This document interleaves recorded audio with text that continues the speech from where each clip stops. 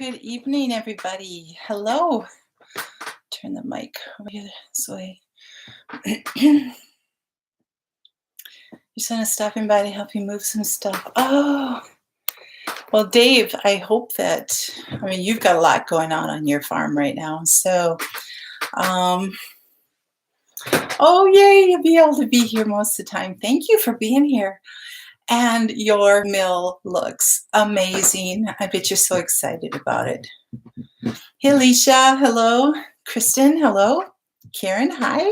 Good sunny evening to you. It is a sunny evening. Well, mostly. Few clouds rolling in. Hey, Sunflower Mom from Pennsylvania. How is it out in Pennsylvania? You need your slave labor, yes. Oh, yeah, we definitely need help moving stuff like that, especially the older we get, right? Hey, Rose's Liberty Cottage. Good evening to you. Oh, I got lots of people coming in. Yay. Thank you so much.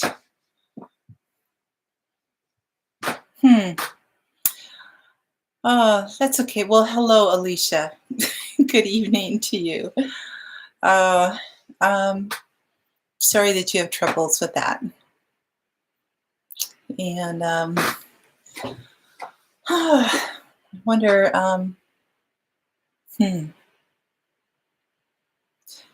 well, good evening. I know Julie's usually here. I think she has some stuff going on, so hopefully she'll be able to pop in. But how was everybody's weekend? How are you guys doing? Spring is like upon us, and I know it's getting crazy. Everybody's trying to get outside, especially with our longer evenings now. Get home from work and it's light and you want to try to get some stuff done. So, hey, Patty, hello. Welcome. Welcome to you. So, Kiri, hello. Thank you. Spring is springing here in Virginia. Oh, good. Oh, that's great. 60s, 50s. Oh, yes, it is coming. We had in the 50s all weekend and sunny. It was beautiful. We do have a kind of a cold snap coming. That's kind of funny. Some people say, oh, another polar vortex is coming. It's like, we just say cold snap. We're supposed to get some snow on Wednesday, but it won't be here long. Not at all. Hey, Debbie Carmi. Well, thank you for popping in for a little bit. That I appreciate very much. Oh, I'm so sorry, Alicia. I am trying to stay off of Facebook as much as I can, so I don't get a lot of the things that are there, and so I apologize, but we will keep him in prayer, definitely. Can you tell me what his first name is? Yep, Dave, absolutely. It is kind of, it still is March, even though it's officially spring. It still is March, and we can be that way through the beginning of May. So that's why I don't plant until the end of May. So, especially with my raised beds, the temperature of the soil can go up and down, and it changes all the time, and it really affects what you plant. So there's no sense in me starting early. So, hey, Parker, hello. Emmanuel. Okay, so we'll keep Emmanuel in our prayers for you. So, yep, it does. Hailing and rainy there. Oh, Debbie, wow. It must be in the central part of the United States because I saw that whole system going on there. Some things out in the West Coast too, but yeah, it's that time where it's like topsy-turvy, It's like, oh, Western Washington, okay. Yeah, so I did see that out there too. In fact, snow, ice, storm, so you guys are getting kind of everything there. So you can be done by April 15th. Oh, that's awesome, Rose's Liberty. That is great.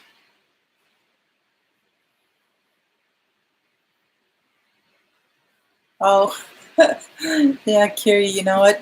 Yeah, it depends on the forecast. I just tend to look at the radar itself because so many times my forecast is saying, oh, it's going to be nice, maybe partly cloudy. And I see this whole system in North and South Dakota coming right at me. And I'm going, I don't think so. I think I'm going to get something. So I've learned to look at the radar too and just see when things are coming in.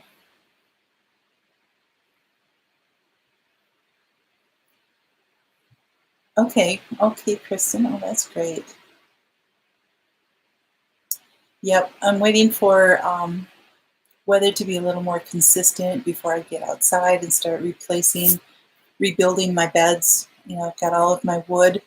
It's like all stacked here and here. You can see it all stacked in there. My wood's all ready to go to rebuild my beds, and I just need some more dry weather for that. But it's still, I mean, I've got the whole month of April yet, and got other things going on. So, exactly, Debbie, exactly. Just prepare for all kinds of weather.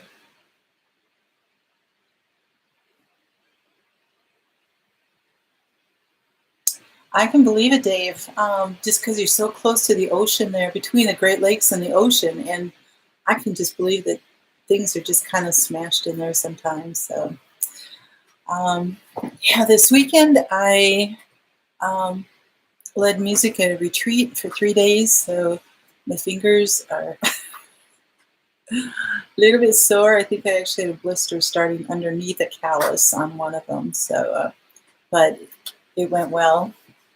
Hey, Eli, good afternoon to you. Keto is out drawing a chalk path for people to walk. Oh, that's sweet. That's very, very cool. You have a crazy chicken roosting on your door down. Wow, that is kind of a crazy chicken. Oh, hey Connie, hugs to you too. Hugs to you. So yeah, so today I've just been kind of chilling and recovering a little bit, and just I was just like so tired. Wears me out a lot, you know, to be doing that. Plus, you know, I don't sleep well when I'm somewhere else either, so it's all kind of there. So all right, I did not really come up with a garden tip tonight, but how about if I open it up to you guys, and anything that I haven't given a tip for, or something that is specific to your area, or something that you grow? How about if you guys come just submit some garden tips here? So dinner is baking, you're on the laptop. Oh, that's awesome, Patty. Patty, I bet you'd have a lot of garden tips too. But something that we haven't talked about a whole lot, or like I said, is more specific to your area, or something that you do, I would love to have you contribute something and talk about it. So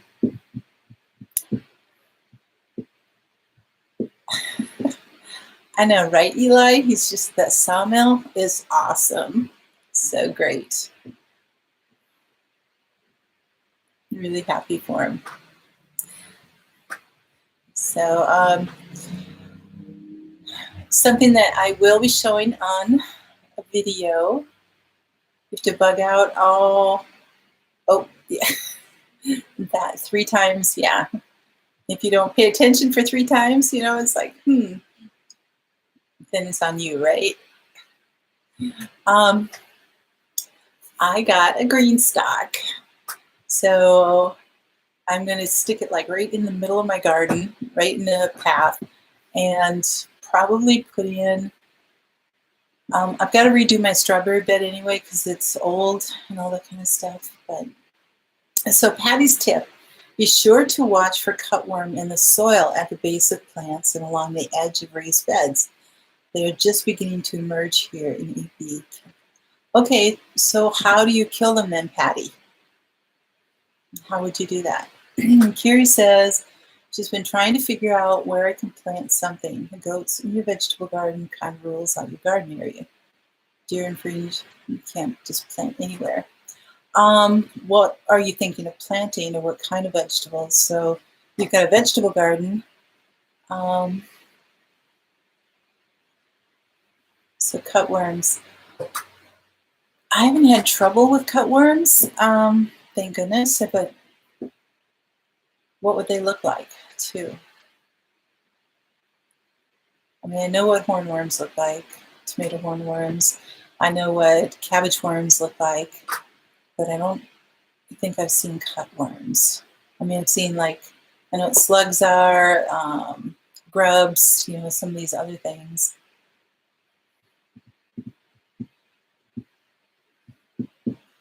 So that would be kind of interesting to find out. And is it just picking them? Is that the best way to do? Or do you, like Patty, do you have something that you use to kill them? Okay, that's what I kind of figured, Dave. I think years and years ago, I had trouble with some of my bean plants. But since then, I haven't had anything.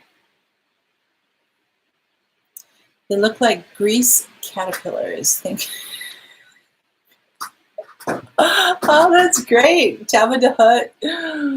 Gray, brown, and even green. Picking is best. BT if already on the plants. Smash them and put in a bucket of water, soak in it. Okay. Oh, that link has pictures of cutworms. Okay, well, thanks, Connie. Jabba the Hutt. So, how big are they? Oh, they look like big maggots. Ew. Yeah, I've seen the maggot thing. So, that is great, Patty. Thank you for that description. That was great. They don't look like maggots. So they're gray-green. So how big do they kind of get? Are they like a ½ inch long, 2 inches long? DE works on too? Okay. Oh, I know, Megan. It's like, I didn't bring up the maggots. Oh, who was that? That was Dave that was talking about maggots. No, we were talking about cutworms. Actually, trying to have somebody give garden tips. So I'm throwing that out to everybody else. So talking about something that I haven't talked about yet. So giggle cutworms. Yeah, they're gross. Well, all those kinds of things are kind of gross anyway. Alrighty. So everybody's doing well tonight. They can range from small when young to half the length of a little finger and bigger around than a pencil. Ooh, okay. I have not seen those around. Thank you. I'm glad. Not as gross as tomato hornworms. Oh. Those things are sneaky, too. The neighbors start shortly after. Oh, okay. No, you got to be the first one. Somebody kind of gets everybody else inspired, right? A guy across the street who has actually been doing some yard work and getting going. So I've been a little bit tied up in this last week. Hey, Sandy. Hello. Thanks for coming in. They've taken out your tomatoes. You put a paper collar around. Yep, that's what I've heard, is being able to either do, take a 2-liter pop bottle or something and cut a section out so you just have the ring around it and just set it down around your plants and different things like that. So, okay. Well, thanks, Patty. I appreciate that. I keep up with the Joneses, exactly. Oh, okay. So rose hips. Oh, PT rolls help a lot. Okay. I think you mean TP. You can use also paper towel rolls, or oh, is that what you're talking about? Paper towel rolls. So, uh, yeah, Eli, you probably have like just mostly what sand, just sand and dirt in there because you're so hot and dry. Don't have a lot of mowing to do. Here we play chicken to see who starts first. Oh, you have lots of roses. The hips are abundant. Awesome. Okay, that is so great. That is wonderful. Um, so the hip from the rose is the round portion of the rose flower that's just below the petals. Um, Now they don't necessarily develop out if you're, we tend to think that, well, after the rose petals kind of shrivel and wilt and everything, just like snip them off down to the next nub or something, and so that the bush can keep going and grow and, make it a little more prolific in that way. But if you leave the petals on there and allow them to just naturally fall off by mid-fall or so, late summer to mid-fall, you will see it's a round hip, and that really becomes prominent at that point. If you can leave it until after your first frost, they're much sweeter. And oh, that's great, Megan. I'm so glad that you can do that. Um, ah, that's great to have the sheep take care of it. That's awesome. So the rose hips are usually red-orange, but they could be yellow, or even black varieties can be found also. The best variety that you can use is from the rugosa rose family. It's kind of a native shrub rose species, or you can call it like a traditional rose, something like that. I did put a link in the description below for the Wikipedia thing so you can kind of see what it looks like. And they're not like your hybrid, full gorgeous roses and everything. I mean, you can use really any variety, but these are the best ones to use. So kind of a native species, traditional rose type thing, so that they're more of a single petal. You've got 5 or 6 petals going around, but they're not all doubled up in this huge bunch of a rose, because then there's like not much flavor left in them and the different things like that. So if you can get a bush that's like a if you look up rugosa rose, there are a lot of places out there that sell it in different varieties and everything. But like I said, that's the one that's most commonly used for medicinal purposes, and it has, like I said, the best flavor. It has a tartness reminiscent of a crab apple, because actually roses are almost are part of the crab apple family, which is really odd to think about that, but they are. So your daughter's been wanting roses. If you get roses, you could harvest the hips. Absolutely. You're allergic to lemons, so use rosehip for vitamin C. Awesome, Sandy. That is so great. You have a deep red variety here, a Rosa villosa, the apple rose. Not as meaty as a rugosa rose. Yeah, you'll still get a hip, but they'll be smaller. So like I said, the best hips are from the rugosa rose.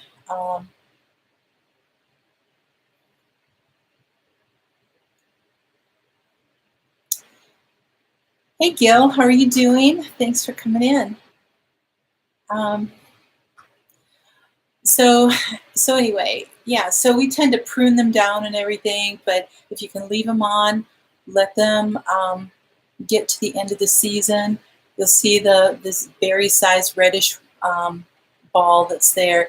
Now the seeds are inside this hip inside this little ball here.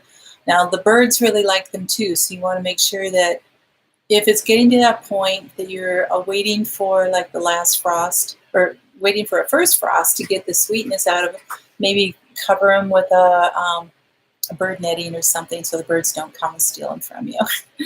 But yes, Dave, you're right. The seeds inside are very hairy. So if you're making, if you're going to just dry them to use for tea and different things like that, you don't necessarily have to remove the seeds and the hairiness and stuff like that. If you want to eat them fresh in something, then you probably would want to remove them. Let me see. Avoid any of them that have been eaten by the birds or bugs or anything and that are blemished. Choose the plumpest berries that have good color and are still shiny. You want to have them shiny. So apple maggot can infest the rose hips. Ah, okay. So that's a good point. Thank you, Patty. Yes, so you want to make sure that you get really good ones. Now, when you harvest them, you want to cut them in half. And so that would be a great way to be able to tell if they've been infested or not. So you want the good, healthy ones. So wash them first when you bring them in. Before you cut them, wash them and dry them up. Then you can cut them in half. And then, like I said, you can use them fresh in a tea right there, or you can dehydrate them or freeze them. If you dehydrate them, use a commercial dehydrator so that if you just let them air dry and just let them hang, then you're going to lose a lot of the nutrients there, and there's a chance for them to start molding inside because of the nature of them being a ball and all the stuff inside of them. So, okay. Well, thanks, Dave. More maggots. Did I miss something here? Oh, well, thanks, Curie, for that. Citrus is a no on low histamine diets, so that's why you go for it. Okay. How did we get onto maggots right away? Dave, it's all your fault. Hi, hear her pee. Hello. A similar hairy thing, yeah. Oh, goodness sakes. So let me see where we are. So the rose hip is called the fruit of the rose. So like you said, it's kind of like a crab apple. It's part of the apple family, that type of thing. Says they get the red-orange color from carotenoid pigments known as lycopene and beta-carotene. So you've heard those names, beta-carotene and everything. Those pigments, those particular ones, have been shown to promote skin and eye health. So maggots will cause the fruit to start to rot before you can harvest, so you can see them from the outside of the fruit. Okay, well, that's good. So do not harvest rose hips from bushes that have been treated with pesticides. So there are a lot of the rugosa rose bushes that grow wild, and you can find them in forests. I remember watching Ariel on Fineth, and because she's up in the mountains of Wyoming and everything, and she'll go hunting and foraging for these rose hips all along the riverbanks and different things like that. And she tries to get out there before the bears do in the fall. And so she'll harvest and get all of her supply for the whole year just from going out and foraging. So she does really, really well with that. And then she'll bring them in, cut them in half, and dehydrate them, and she's got them for the year for all her tea and different things, and a great source of vitamin C. Exactly. So thanks, Eli. It went very well. Thank you. It was very, very good, very anointed, very exhausting. I just got home last night and just went, ugh. Slept in a little bit this morning, just been kind of not diving into things today, but Aw, Connie, thank you. Um, so yes, so make sure that you don't harvest anything with pesticides. Even if there's a chance, if you've seen some bushes along in the ditches and different things like that, and you want to go harvest them and thinking, well, I'll wash them really, really good. There's um, still pesticides. Oh, Connie, you talking about somebody else. Okay. Um, there's still somebody else that, or the pesticides, they can still be sprayed, and even if you wash them really well, there still can be leftovers on them that as you're putting them in hot tea and different things like that, you don't want to have any of that. So that was kind of, just be really careful with that. So, hey, Caitlin, hello. Um, so again, wash them thoroughly before using them. You can make syrups and teas and jellies and all kinds of things from them. But again, when they're ready and they're ripe, you can just pick them right off. They should be able to just pluck right off the bushes. You can clip them off if you want with a knife or scissors. Do wear garden gloves to avoid being pricked by the thorns. So, so Patty says, here the rugosa rose is used in commercial landscapes, often found in historic sites.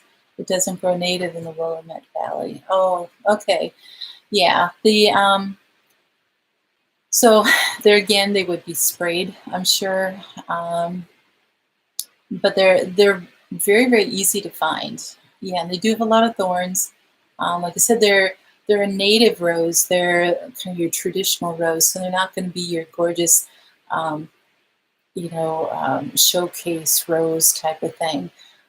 But you want them for their flavor, for the size and nutrient value of the rose hip.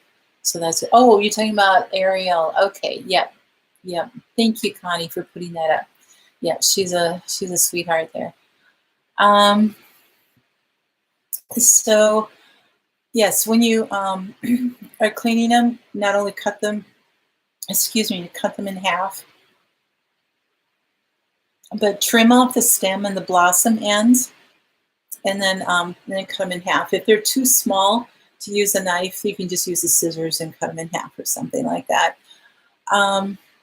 Yeah, the seeds have an irritating hairy covering, so you can do that. If you're making jelly, you don't need to remove the seeds. So they are high in polyunsaturated fats, which support a healthy skin membrane and protect your skin from inflammatory compounds, such as UV rays, cigarette smoke, and pollution. They have an anti-inflammatory and pain-relieving property to them.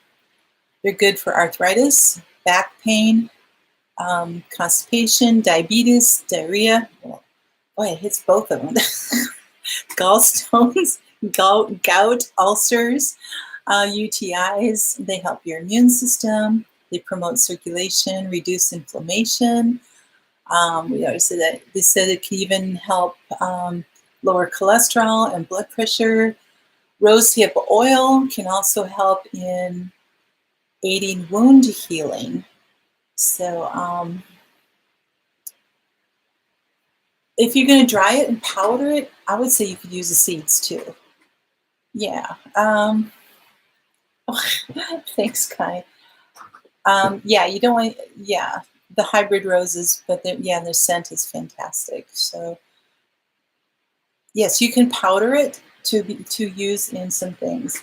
Now I have a bag of organic rose hips, and I put the link in my description below so that if you're interested in getting these, this was a 1 pound bag and it was like $14 or $15, something like that. I'll show you what they look like, all dried. So they almost look like dried. Can you see them? There we go. Dropping them all over my computer. They almost look like dried cranberries in a way. I don't know if you can see that. There you go. And but these were, they were cut in half or broken or whatever, but I don't see any of the seeds inside of them. These are mostly just the outer shells, but these are dried. And like I said, this huge bag was a 1 pound bag, and it's gonna last me like 12 years or something like that. It's gonna be, hey Julie, that's okay. I kind of figured you were probably still gone.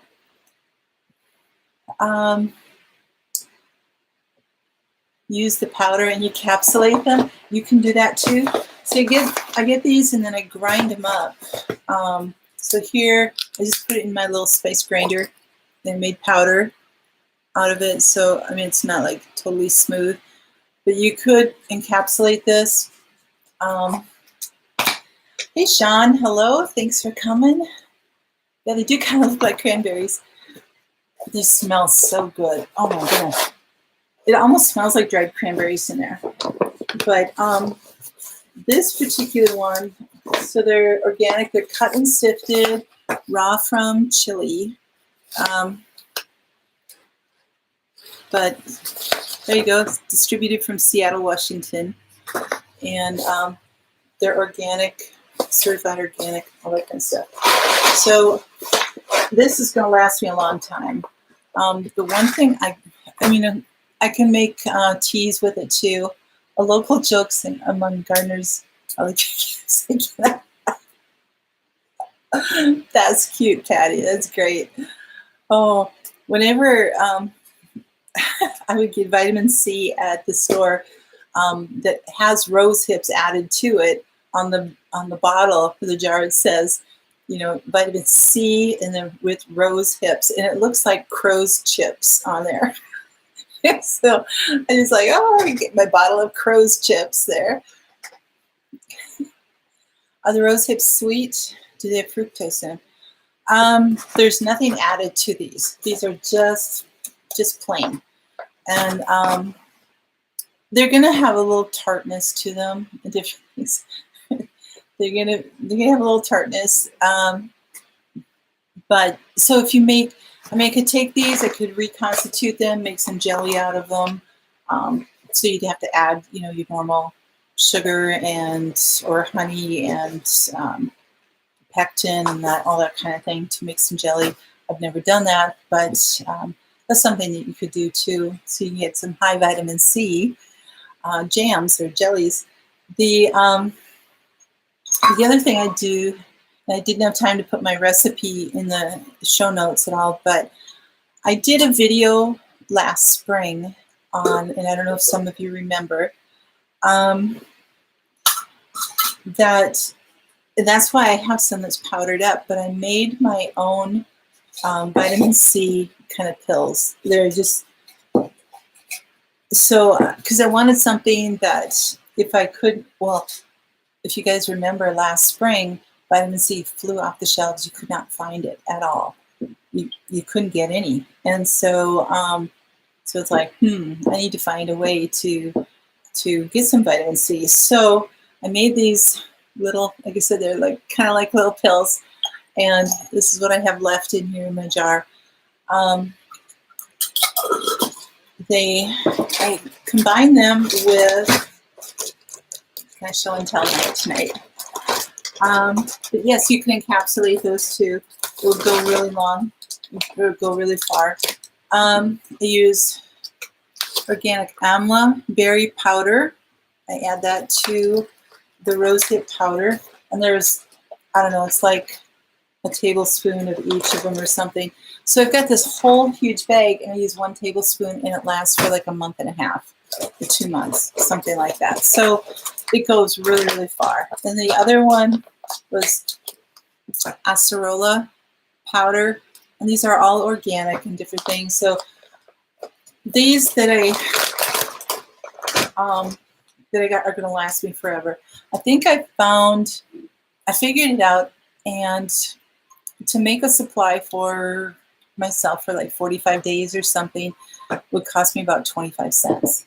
And compared to buying a bottle of vitamin C that's full of other things. So, oh, here's my recipe.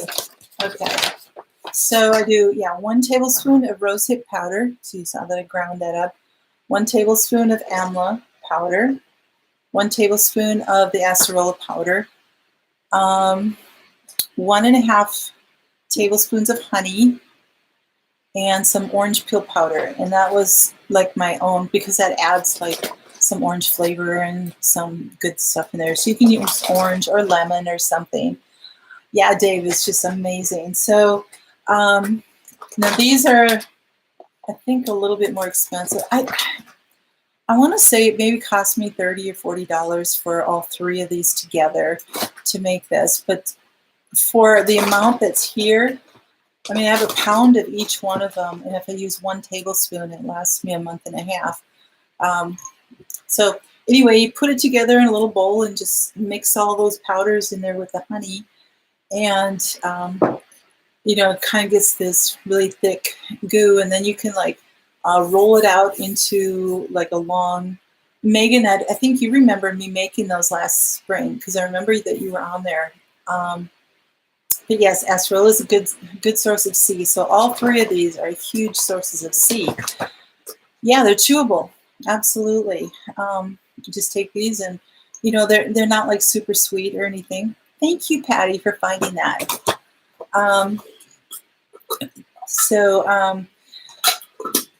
Yeah, you just mix them together, and you can kind of roll them out into like this little thin rope, and then you just cut them and roll them into this little ball. And I sit them out like on a plate or something for a day, let them kind of dry and get a little bit hard, and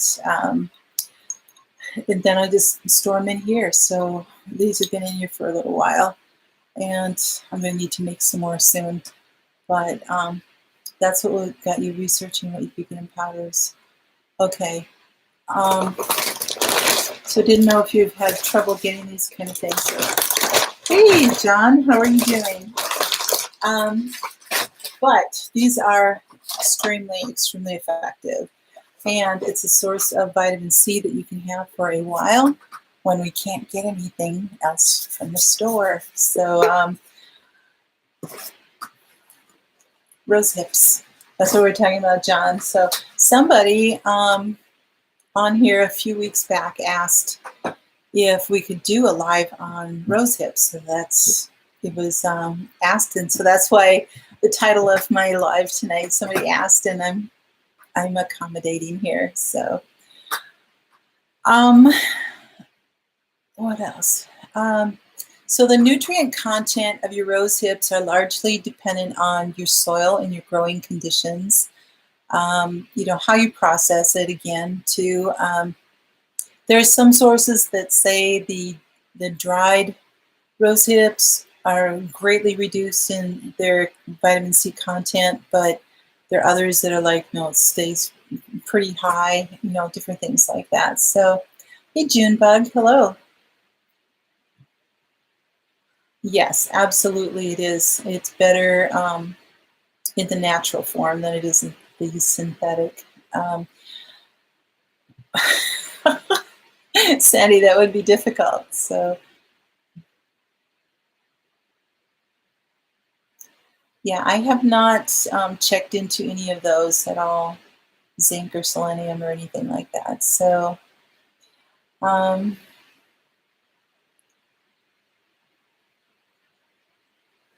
well, John, thank you for coming in. I really, really appreciate that. But yeah, these can also,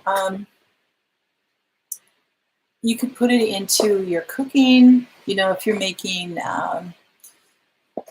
desserts or anything like that. You can powder it, add it in there.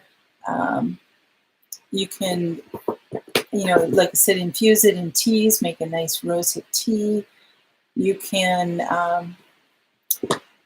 if you grind it really smooth and everything, you can put it in soaps and creams, because you said it's really good for your skin too.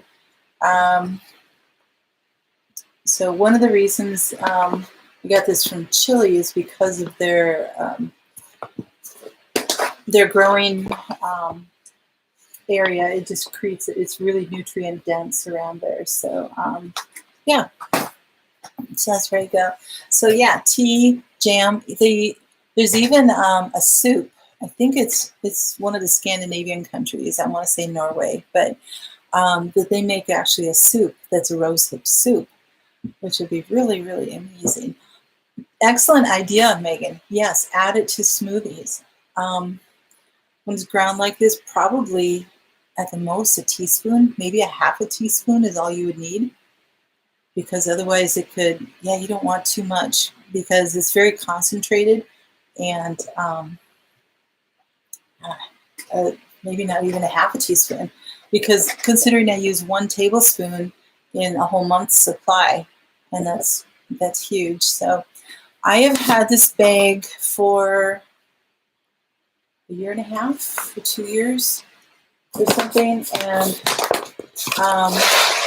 I've hardly even touched it, gone down. So I think I figured it would last me at least 9 years, something like that. So because I combine that with the other two, the Amla and the Acerola. So does it have a floral taste? No, it's more tart, like cranberries, kind of in that area. Crabapple, cranberry type of flavor in there. You should add this to salad dressing. That would be really good too. Yep, you could. Yeah, and like I said, I wouldn't do a whole lot because it can, like any vitamin C, if you get too much of it, it can cause cramping and all kinds of other problems and stuff. But when you take this and grind it down into this powder, you could probably even use 1/4 of a teaspoon in something that would give you a great amount of vitamin C. Ooh, John, that would be a vitamin C bomb. Absolutely. Rosehip and pine needle. That would be very tasty, though. I can believe that. Okay. Yep. Get into poison sumac and ivy. Awesome. Take a double dose twice the first day, then normal dose is twice a day.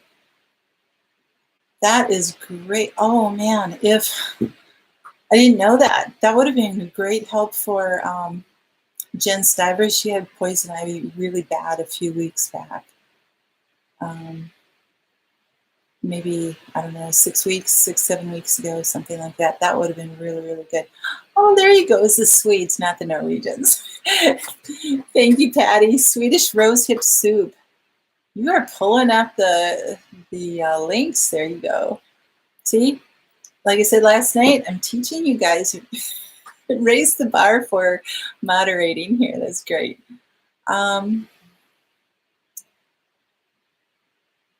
Yeah, Dave, that would be great, because I doubt that you will be like cutting back all your roses and making all kinds of bouquets. So just even if you assigned 2 or 3 bushes or something, that would be, we're just not going to touch those. We're going to let them just die off naturally, and then, harvest the hips from them or something like that. That would be great. Yep, Knipe and Sapa. There you go, Karen. Swedish rosehip soup.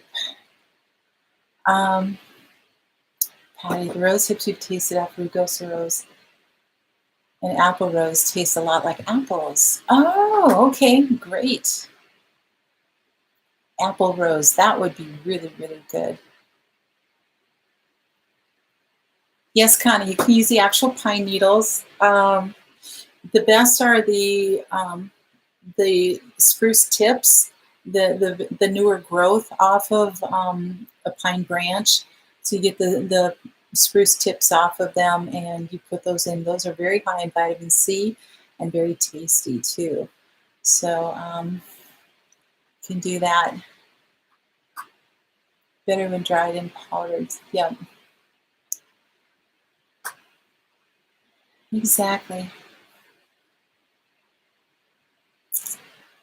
See, I love it when you guys bring all of your information into play here. It's so great because each one of us has not only different experience, but different knowledge levels with this stuff, different,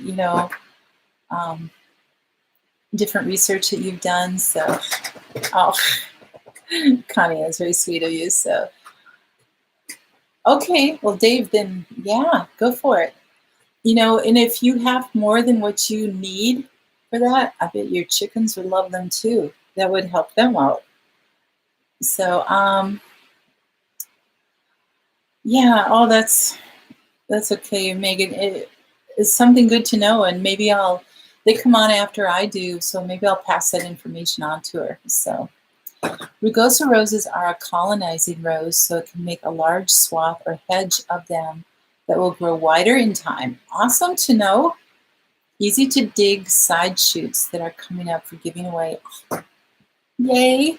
Propagation. It's the name of the game, right?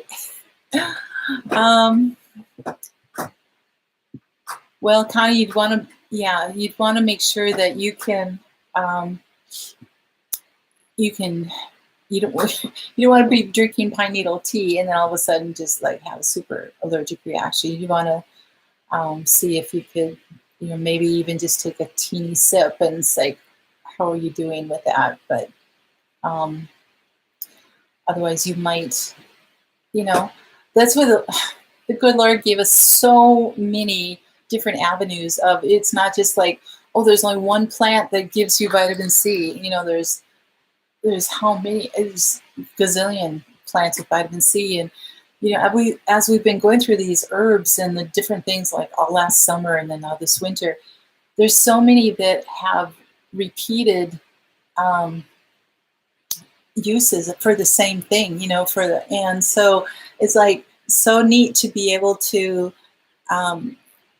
it's like, okay, this will grow in my area, but then that'll grow over into somebody else's climate and different things like that. And so we have sources, duplicate sources for all of our things, which is so great.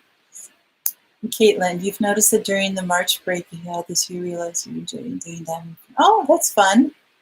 That's great. Okay, Dave, thanks so much for being here. He's probably gone. But hey, man, Sarah. Oh, that's okay. You know what? It's hard when all of a sudden it's late. It feels like it's 4 o'clock in the afternoon, and all of a sudden it's like, it's 7. I know. It happens so quickly. And so, Parker, you have lavender, vinegar, and oil dressing. That would be good. Yeah, if you did, rose hip and raspberry vinaigrette.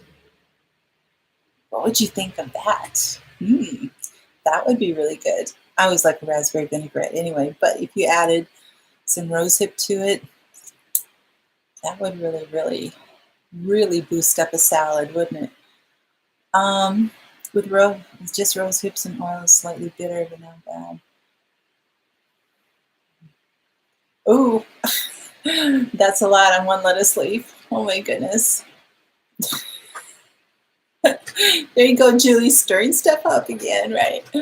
Oh, so it says that we have about 1,700 to 2,000 milligrams of vitamin C in 100 grams of dried. I have no idea how much 100 grams is.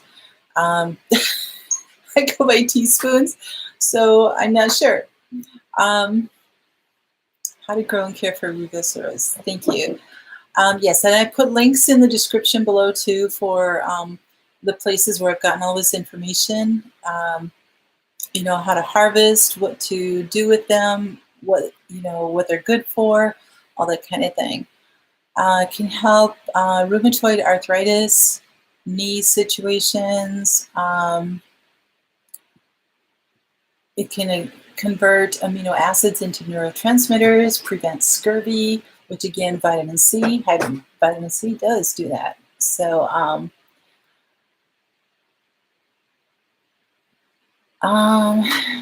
anyway, let me see. I think that was all the information I had on the rose hips. But You've taken to seasoning your salads and adding oil, but you didn't know how it tastes. Yeah, I have a really good dressing recipe that I use. It's well, oil and vinegar. Sometimes I use a balsamic vinegar, but otherwise I like to use vinegar that I like a white wine vinegar, red wine vinegar, but that I add actually some raspberry extract to it to flavor it up.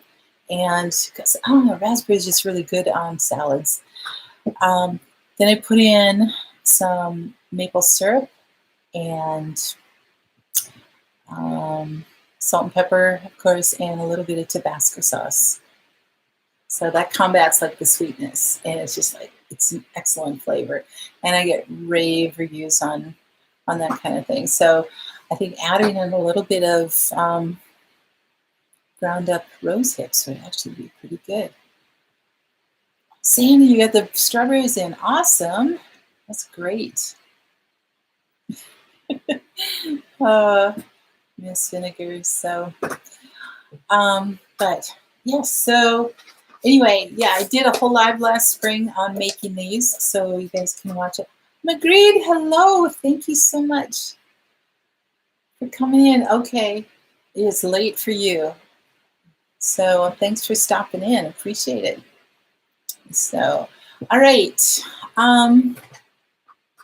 Let me see what else I have. Okay, my prep tip for the night. You have to go to the DMV by the end of it. Oh, except for your driver's license, Matt. I was actually able to do my car tabs online, and I just got them in the mail today, so that was nice. I didn't have to go to the DMV.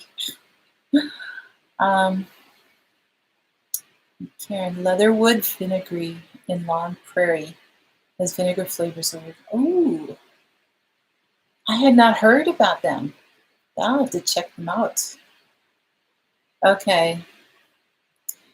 Yeah, you have to get your picture taken. Most of the places now are taking appointments. It's like you have to set an appointment to show up at a certain time because they don't want long lines. So you might want to call.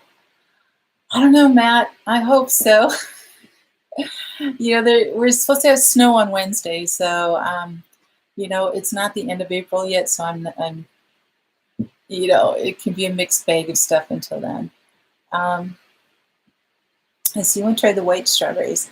I have not. Parker, you trying to start your own business? Amount of work you've had to do. Oh, yes. Oh, yes. Call first, Matt, to see, if you can set up a time on that. Some of them have even said, well, just pull up outside and we'll come out to your car or something. But it's kind of hard when you have to take a picture. So then you have to go inside. Yes, it is a mixed bag. Yes, until mid-May. Exactly. I mean, we've had snowstorms on May 10th before. So I don't know. I think this year, spring is early. So the lakes are almost all out, which is like 3 weeks ahead of time. So, yeah, it's crazy. The food fad to get us to buying more plants.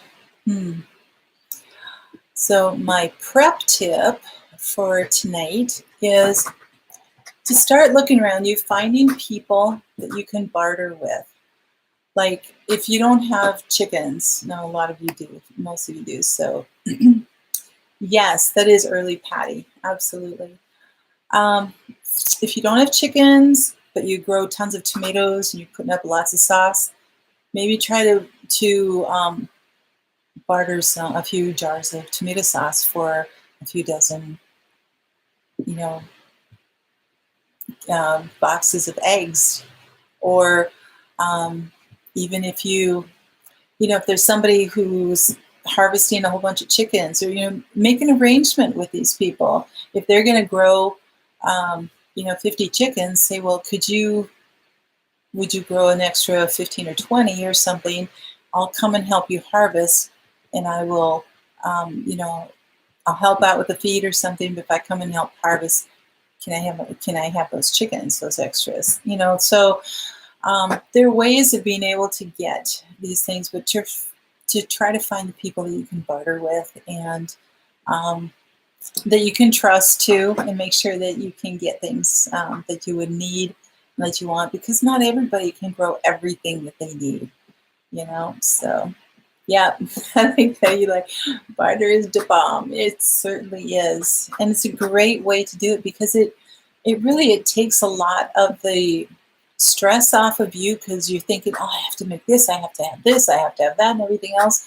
But if we work all together, it makes it for a better situation, and you make more friends, you have better neighbors, you have better connections within the community, and I think it's great.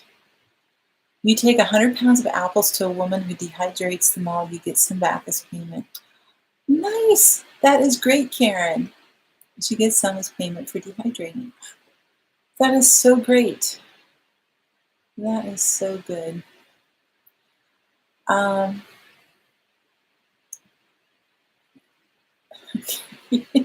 You do know that.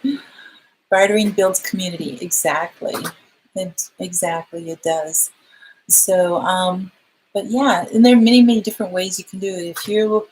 If you have the ability to sew and somebody needs that, you know, like your tailoring services or whatever, or even making curtains for their house or doing something, and that they could come and, you know, dig a trench for you or something like that. You know, it's like there's got to be some things that we can do to help one another back and forth. And so just be looking for those people, and you know, they might not be down the street or, you know, down the road or something. They might be a few miles away, but it's worth it to try to look for that and try to make those connections. And the best way to do it is just to talk to people and say, hey, do you know somebody who does this? Do you know somebody who has that? Exactly, Matt. It never hurts to ask.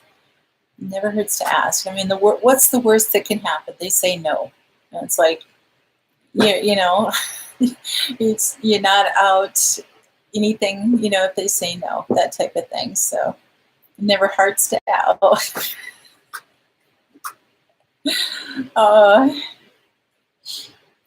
That would be great too, Megan. Yep. We have a lot of potato fields around here. And so the companies are like, well, after they do the harvest, people can actually go into the fields or even to the places where they store the potatoes. They might have piles of them that they didn't have enough room to store in their warehouses. And so they say, you know, if you want to come, bring your buckets or your pickup or whatever, and you guys can have the potatoes or go to the fields and glean potatoes. So it's really a neat thing that they do that around here. Now they're all sprayed and everything, so I probably wouldn't do that, but you know, it's very, very helpful. Yeah, I hear you, Eli. Absolutely. So Megan, your uncles sometimes get potatoes like that. Yeah. You know, and again, just start asking around, seeing what's available, seeing who's around and what's there. Pink blueberries. That sounds good. Making maple syrup with me. Oh, that's so awesome, Sandy. Oh, so great. I don't have maple trees here. Our neighbor has one. But I've got birch trees that like to leak a lot in the spring, but I have not tapped them. They're not very big around, so I don't really want to tap them. Plus, it takes like 80 gallons of birch sap to make, I don't know, a pint of birch syrup. And it's not as good as the maple syrup. But in Central Oregon, the farmers have them in trucks on the side of the road. Oh, okay. Yes, they are huge spuds. Definitely, they are huge. So, all right. Well, I want to thank all of my moderators. You guys are awesome. Thank you, especially for giving up the links and the different things there, for all of your attention and your love. And I really appreciate you guys being here. Um, you can tap walnut too. Yeah, I've heard that too. So I have ash. I have one apricot tree. I wonder if I could tap it. Oh, that wood is so hard. I don't think I can tap the apricot. But you guys, we will see you next Monday. Thank you for coming. Thank you for being here and sharing so much. I really appreciate that. So you guys take care. God bless. Always have hope. And we'll see you next week. Good night.